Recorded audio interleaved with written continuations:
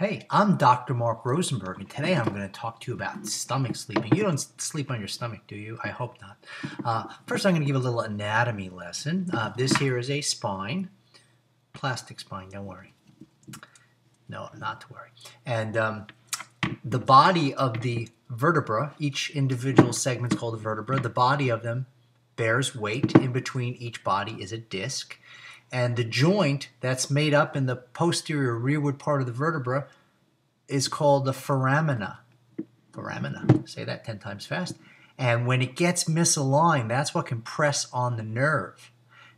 It only takes the weight of a dime for 1 minute to decrease nerve function 60 to 80%, and that was discovered by a professor, Chung-Ha Soo, in University of Colorado at Boulder, I believe it was, in 1982. And he wasn't even a chiropractor; he was just studying nerve function.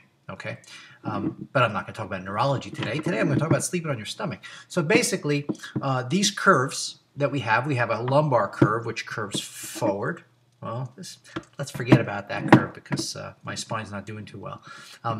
The cervical curve is an adaptational curve. When we were babies, actually when we were born, before we were born, we were all curved like that in a big C curve. And the first thing we did is in the crib, after a few months, we start looking up for our mommy, looking for food, looking for comfort, looking for somebody to change her diaper. And that curve in the neck allowed us to have the maximum amount of mobility, which was important later in life in primitive times, because as you walk through the jungle, you might have to look up for snakes dropping down or big spiders and stuff like that.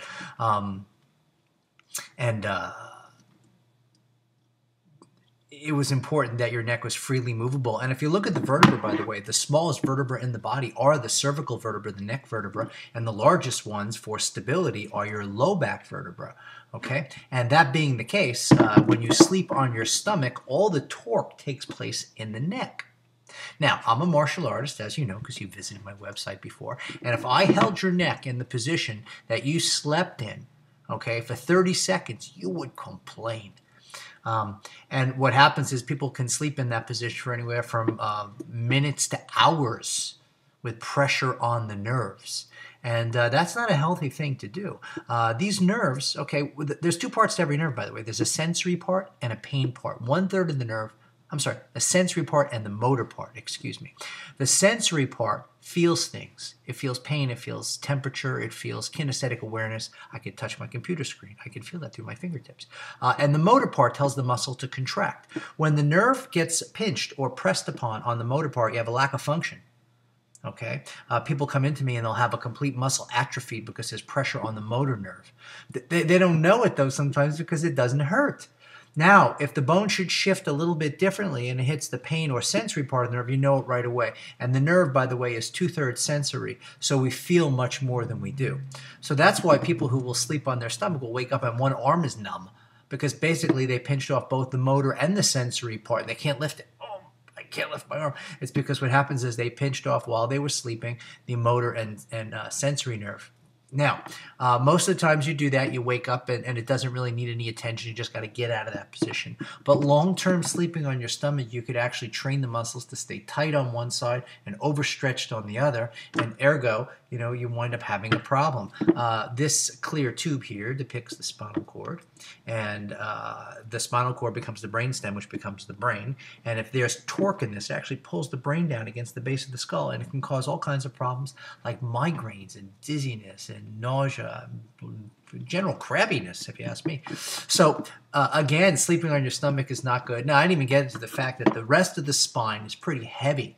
And in front of your spine are all your organs, like your heart, your lungs, your stomach, your intestines. All your organs are in front of your spine, not behind it. So when you sleep on your stomach, you're putting weight on those organs. And again, if you were laying on my table or on the floor and I put my hands, and you were laying face up, and I put my hands on your organs and pressed on it that heavy, you would say, please stop, that's not comfortable.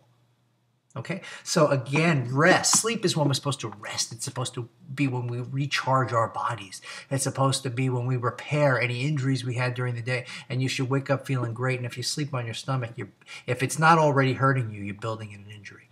So how do we stop this? this. Okay, I was a notorious stomach sleeper, and 4 times a year I'd get a nasty stiff neck, and all through my, from 10, 12, 14, 16. When I started chiropractic school, we had courses by various teachers, and I spoke with a psychologist about stomach sleeping. I don't know why we got on the subject. He said to me, he goes, "What do you do?" I said, "Well, before I go to sleep at night, I give myself a suggestion. Don't sleep on your stomach tonight." And he said, "Mark, you're doing it all wrong." He said, "You have to say to yourself in the positive, Mark, sleep on your back or side tonight." So the nervous system doesn't listen to negatives, only to positives. And you know what? It took 2 sessions of that before I slept on my side. To this day, I don't sleep on my stomach. 30 years later, 30 plus years later. So the point being, and I've given this advice to many patients who came to me with all kinds of neck and upper shoulder problems, that if they were stomach sleeping, to say to themselves in the positive, "I will sleep on my back or side tonight," and they were able to break the habit. Sometimes in as little as 1 night, sometimes as many as 5 or 6 nights. It's a good thing to do. So again, the weight of your spine is on your organs. You don't want that. You could build in a permanent stiff neck, which may not be easily fixed, and that's not good. And my most popular video on all the videos I have on my channel is stiff neck sleep funny, or is it sleep funny stiff neck? I don't know. I don't watch it because I fixed my neck. And the reason is a lot of people wake up in the morning, they're looking for some relief. Well, this is the video actually that should precede that, how not to sleep on your stomach and prevent that. So really, an ounce of prevention is definitely worth a pound of cure. So when you if you sleep on your stomach, start working with that. And it's interesting. Puppies and children are more primitive nervous systems than we are. As we get older, our nervous systems and our input mechanisms improve. Our sense of sight, our sense of hearing, our sense of taste, our sense of smell.